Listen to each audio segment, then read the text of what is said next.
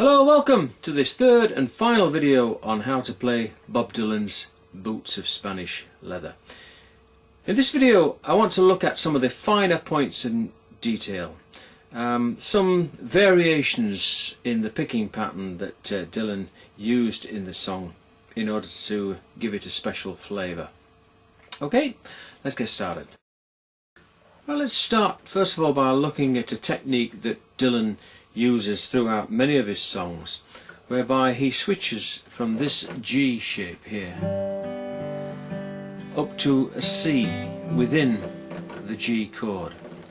So what he's doing is holding down a standard G shape, leaving his first finger free, and then shifting his second finger from the 5th string up to the 4th and introducing his first finger onto the 2nd string in the 1st fret to play that half C shape whilst holding down the rest of that G chord. And he's switching between those effortlessly and smoothly whilst maintaining a 4/4 picking pattern.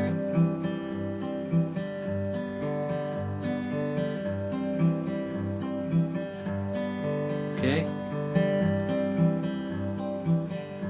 What I'm doing here is playing a basic 4/4 picking pattern, but counting 1 and 2 and 3 and 4 and 1 and 2 and 3 and 4. 1 and 2 and 3 and 4 and 1 and 2, 3 and 4 and 1 and 2 and 3 and 4 and 1 and 2, 3 and 4 and 1 and 2 and 3 and 4 and 1 and 2, 3 and 4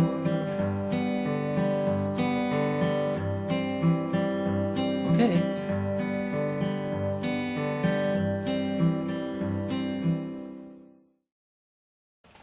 Right, the next thing we need to be able to do is to hammer on to that half C shape by pinching 2 strings together. That is, with the thumb, the 6th string, and then with the 2nd finger, the 2nd string, as we hammer on that 1st finger onto that 2nd string in the 1st fret. Okay.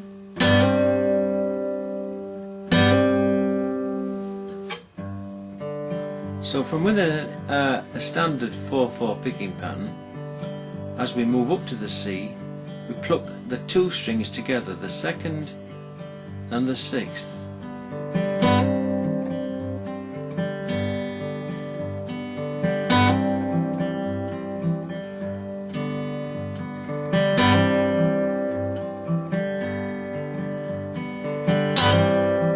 Placing real emphasis on those strings, the 6th and the 2nd, plucking quite hard with the thumb and the 2nd finger together.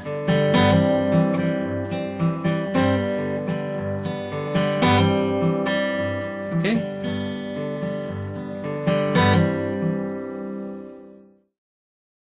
Right, the next thing to do is to do that in reverse. The hammer-on becomes a pull-off.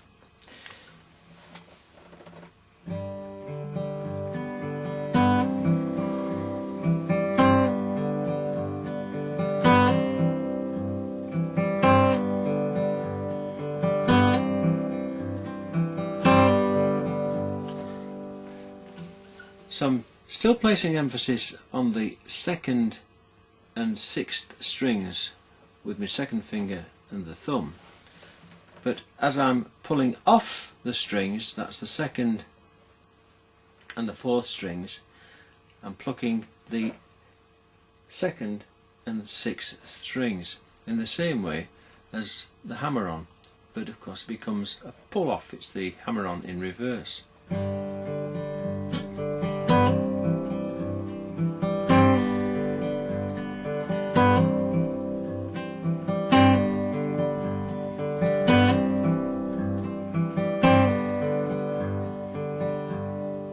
And you'll hear that if you listen to that particular recording from the Whitmark demos, at the end of the song, what I call the outro. You'll hear the hammer-on in the intro several times. This is what he's doing.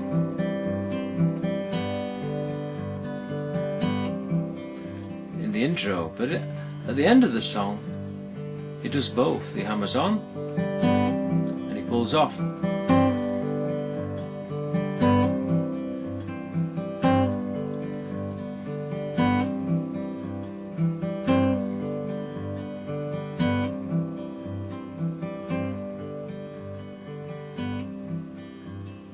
Okay? Nice gentle finish to the song.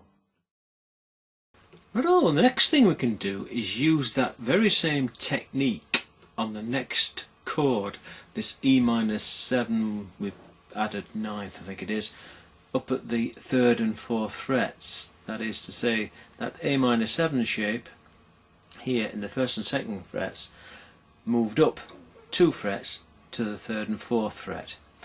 And using the same technique, that is to say the 2nd finger and the thumb plucking simultaneously the 2nd and 6th strings.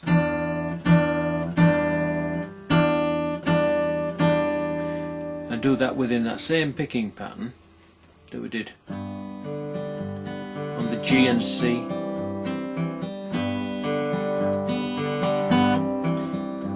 Use it on this chord.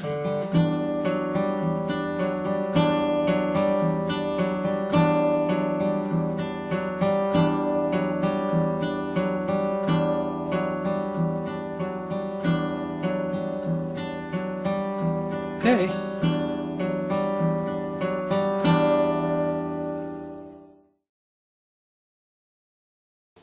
Radio folks, the next thing I'd like to throw into the mixer is an alternative for that E minor 7 add 9 chord, which is a B minor 6. And I'm going to start off first of all by doing a B minor chord. That's an A minor shifted up 2 frets, so we need a bar across the 2nd fret, and then the A minor shape played with the 2nd, 3rd and 4th fingers. So holding down a B minor chord, just first of all make sure you get a nice clean sound across all 6 strings, and then we can lift off that first finger, that bar, and just fret the 5th string only with that first finger at the 2nd fret. So instead of barring across the 2nd fret, just arch the finger like so and fret the 5th string only. Right? Different sound altogether, because now you've got that first string ringing open, that top E. Next thing is to lift off the pinky, 4th finger, so you get this sound.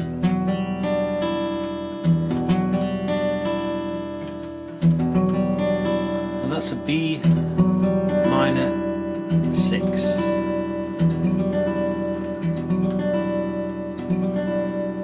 And be aware that if I take off that first finger, then what you've got there is that E minor 7 added 9th chord. So the only difference between that and the B minor 6 is that first finger on the 5th string at the 2nd fret. Okay, so that's a B minor 6 that we can play as an alternative occasionally to that E minor 7 added 9th. Right, now let's have a listen to how those 2 chord forms sound. Of course, if we continue to play only the 6th and the 4th string on the bass,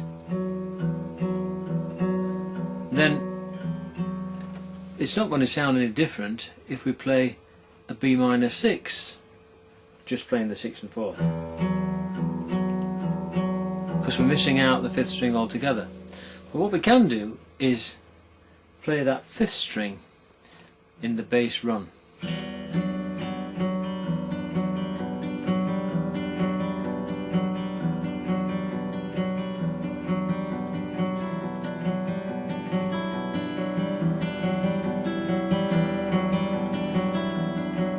I'm also playing the 1st string here to give you a full flavour of the whole chord, how it sounds played in a fingerstyle.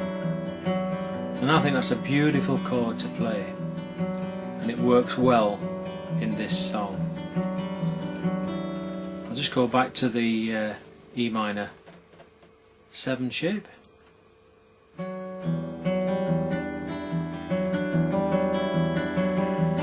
And also include the 1st string. So it's not a lot different. It's just that with the B minor 6 we can bring in that 5th string as well.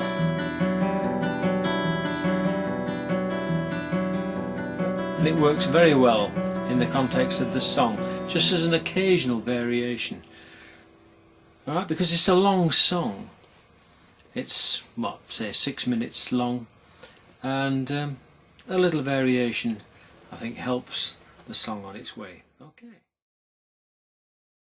Alrighty folks, I want to finish this tutorial now by looking at 1 or 2 ways in which Bob Dylan varied the structure in this song, and also 1 or 2 other ways you can add some further variation. The normal way of playing it is to start with a G, go up to the E minor 7 at a 9th, down to the D7 and back to the G, and then that C chord from within the G. But what Bob Dylan did on that original recording was sometimes to come back to the G via that C chord. So he might do something like this. Oh, but if I had stars from the darkest night,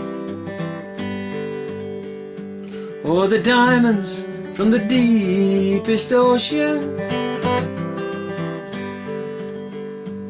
I'd forsake them all for your sweet kiss. For that's all that I'm wishing to be owning.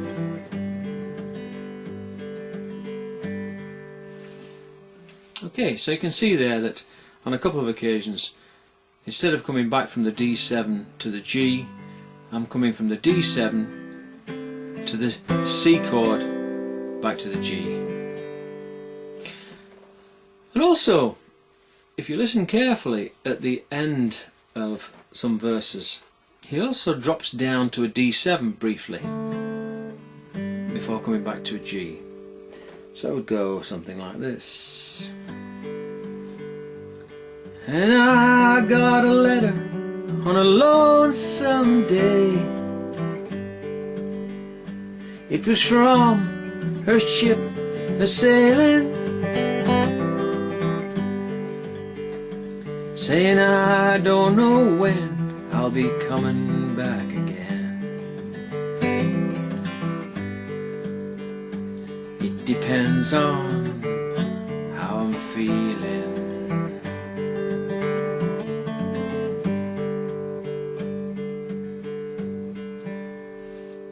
Okay, get the idea.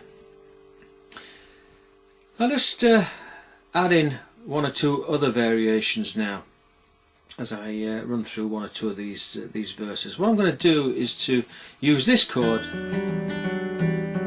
but I'm also going to use this chord, the B minor 6, and instead of plucking 6th and 4th strings on that chord, I'm going to be plucking the 5th string and the 4th.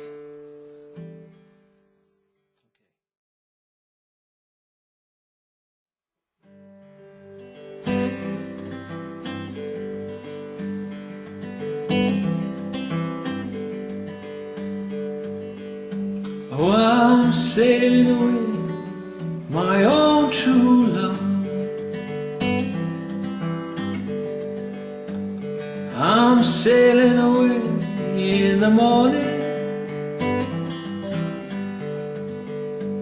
Is there something I can send you from across the sea?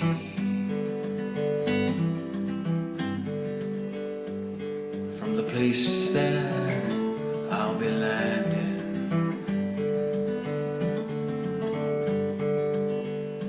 No, there's nothing you can send me, my own true love. There's nothing that I'm wishing to be owning. Just carry yourself back to me unspoiled. From across that lonesome ocean.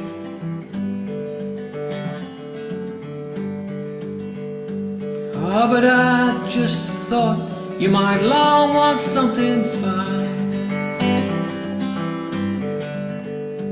made of silver or golden, either from the mountains of Madrid or the coast of Barcelona.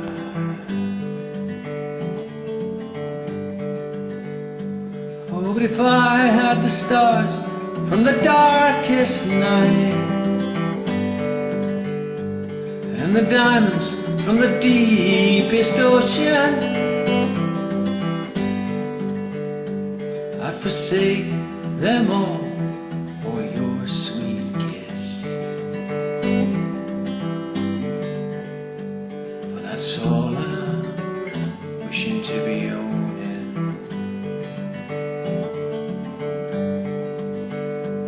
Ah, but I might be gone a long old time, and it's only that I'm asking, is there something I can send you to remember me by, to make your time more easy passing?